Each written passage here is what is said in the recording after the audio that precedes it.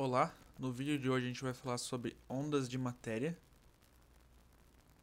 E o que seria isso? Primeiro vamos pensar o que a gente viu no último vídeo, né? Nos últimos vídeos, que a luz ela tem um comportamento tanto quanto ondulatório como quanto partícula, que é o comportamento de fóton, né? Comportamento de fóton. Beleza. O de energia, que é cada fóton carrega HF, e o momento que cada fóton carrega é H sobre lambda, ok? Mas, se a gente pensar, por que só o fóton? Por que só o fóton tem esse comportamento de onda e de partícula, ok? Isso que a gente está pensando agora. Vamos começar a pensar em outros casos da física, outros casos do universo, do nosso mundo. Que existe um comportamento dual, um comportamento de ida e volta, podemos dizer.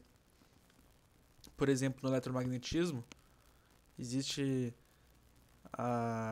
que a gente sabe que quando varia o campo magnético, se gera um campo elétrico, né? E depois foi descoberto ainda que quando se oscila um campo elétrico, se gera um campo magnético, ok? Então existe esse comportamento de ida e volta, esse comportamento dual. Terceira lei de Newton. Para toda força, existe uma reação, certo? Ou lá na relatividade, que massa é energia e energia é massa. É tudo a mesma coisa. Ok? São só alguns exemplos. Então, por que então de Broglie pensou? Não baseado nisso aqui, ok? Aqui é só um pensamento que eu coloquei aqui. Beleza? Então, chega de Broglie e fala: por que partículas também não podem ter um comportamento ondulatório? Qualquer partícula. Se o fóton é partícula e tem comportamento ondulatório. Entende o que eu quero dizer? Então ele pegou aquela equaçãozinha do momento do fóton e isolou o comprimento de onda. E esse comprimento de onda, que é a constante de Planck sobre o momento da partícula, é chamado de comprimento de onda de Broglie. Ok? Esse cara aqui. Vamos colocar um comprimento de onda de Broglie. O que significa? Que uma partícula, qualquer partícula, vai ter um comportamento ondulatório. Ok? Isso que significa? Constante de Planck sobre momento. Tá bom. Por exemplo, um elétron, um próton, um fóton, certo? Um quark, blá blá blá blá blá blá. Então tá, mas o que isso significa na prática? O que isso significa na prática? Isso significa, por exemplo, a gente tem um elétron vindo passar por dois orifícios, duas cavidades, como se fosse aqueles experimentos de interferência, né? No momento que um elétron passa aqui, certo? Um elétron está vindo, a gente detecta aqui numa parede, vou colocar aí em vermelho, o primeiro elétron vai colidir aqui, ok? Ele passa mais um. O segundo vai colidir aqui, ok? Ele passa mais um. O terceiro vai colidir aqui, passa mais um. O quarto vai colidir aqui.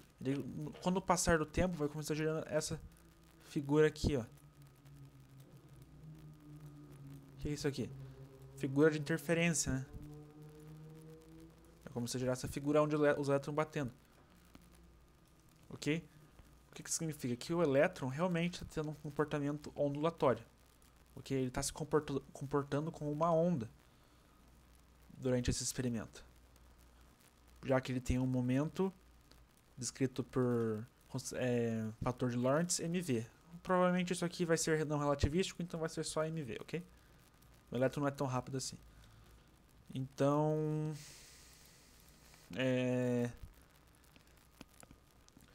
Então, no momento que o elétron, por exemplo, vai passar por aqui, o que acontece? Ele interage com ele mesmo aqui no outro lado, certo? Sofre interferência e vai arremessado para algum canto. Igual a gente viu lá no fóton. Exatamente a mesma ideia. Ou seja, partículas têm comportamento ondulatório também. E se eu chegar aqui com algum negócio, por exemplo, minha mão, claro que eu não posso colocar minha mão, né? Não faz sentido algum. tentar descobrir quando que esse elétron vai passar por aqui, beleza? Então eu pego esse elétron e descubro que ele passou por aqui. No momento que eu faço isso, eu colapso com o meu experimento. Ok? Por que eu colapso? Porque a gente não tem certeza se esse elétron realmente ia para lá. Ok?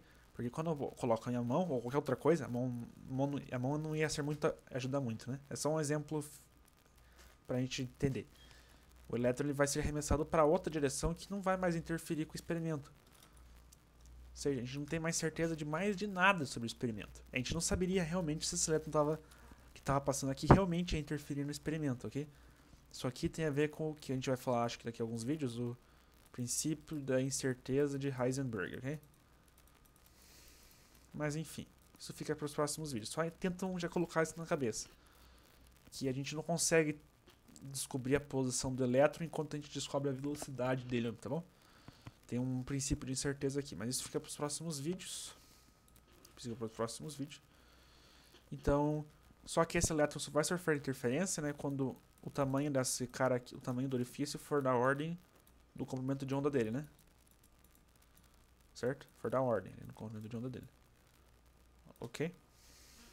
Qualquer coisa que for passar aqui, tiver o comprimento de onda na ordem desse negócio, vai sofrer interferência, vai por lá.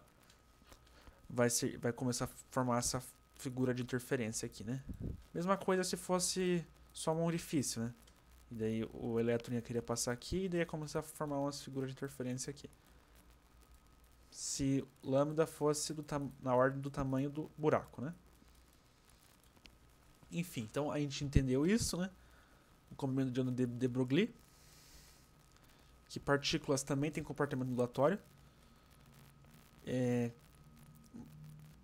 Eu não consigo descobrir por qual buraco o negócio passa, porque senão eu colapso com o experimento, né? Eu interfiro diretamente no experimento. E esse comprimento de onda de Broglie já é comprovado na física, ok? Não o que eu estou falando aqui, é verdade. Ok? Toda partícula vai ter esse comportamento ondulatório. Às vezes mais, às vezes menos, ok? O fóton é apenas mais uma partícula que tem esse comportamento ondulatório. Ok? O fóton não é a exceção, o fóton é um deles. O fóton não é esquisito, o fóton é igual aos outros. Tá, mas agora você vai perguntar: por que não sentimos isso no nosso cotidiano? Vamos lá então. Por exemplo, a gente tem uma pessoa parada, ok? Então o momento dela é zero. Velocidade igual a zero. Logo, o comprimento de onda de Broglie dela vai ser constante de Planck sobre o momento dela. Que se o momento é zero, isso aqui vai tender a infinito, né? Um comprimento de onda infinito de metros. O que isso significa? O que o comprimento de onda é? O comprimento de onda é o tamanho da periodicidade da nossa onda, né? Certo? Isso aqui é um comprimento de onda. Se o meu comprimento de onda for infinito, a minha onda ela vai tender a nunca subir. É como se fosse um comprimento de onda zero ao mesmo tempo. Você enxerga isso? Ó. É como se ela só fosse subir lá no infinito. Ou seja, não existe um comportamento ondulatório aqui. Ó.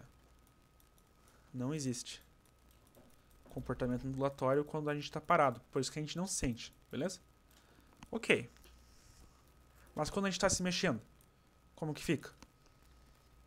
Vamos pegar o cara mais rápido, né, que a gente conhece, o Usain Bolt. Eu procurei na internet, a máxima velocidade que ele chega é 12,5 metros por segundo. E a massa dele é 94 kg. Então a gente calculou o momento dele. Fator de Lorentz, mv.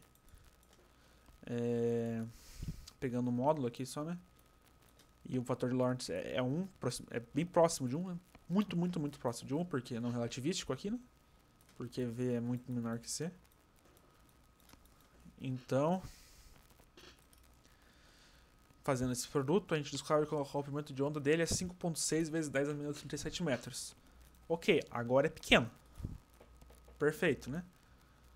Então você vai falar, por que ele não tem comportamento de onda? Então, peraí. Para ele sentir esse comportamento, por exemplo, numa difração, ele precisaria passar por um buraco da ordem de 5,6 vezes 10 a menos 37 metros. Ok? Isso é impossível. Ou seja, objetos grandes não sentem esse comportamento ondulatório, ok? Só objetos pequenos. Só no mundo quântico, ok? A gente viu que comportamentos, coisas do nosso tamanho, coisas não quânticas, não sentem isso. Beleza? Por isso que a gente pode ignorar. Beleza? A gente ignora no nosso cotidiano, porque é irrelevante. Ok? Então... Então é por isso que, por exemplo, uma pessoa que vai passar por uma porta, ok? Imagina essa situação, se fosse isso que acontecesse. Ela teria uma onda associada a ela, né? Então quando ela fosse passar por uma porta, se ela quisesse ir para a esquerda, mas devido ao comportamento ondulatório, ela vai para a direita, ok? É essa bagunça, certo? Não faz sentido pra gente isso, né? Mas é assim que funciona no mundo quântico, entendeu? É um negócio meio louco, né? Bem-vindo da quântica. Então, é isso. Somente objetos muito pequenos sentem o efeito ondulatório deles. Ok? Esse era o vídeo, né? É um vídeo mais tranquilo. O que vocês têm que entender é que agora a gente finalmente compreendeu mais com clareza o fóton também, né? Porque a gente ficava imaginando, nossa, por que a luz é uma onda partícula? Não é só a luz que é uma onda partícula, né? Tudo é uma onda partícula. Alguns mais, alguns menos. Ok? Enfim, esse era o vídeo. Espero que tenham gostado e qualquer dúvida, deixe nos comentários.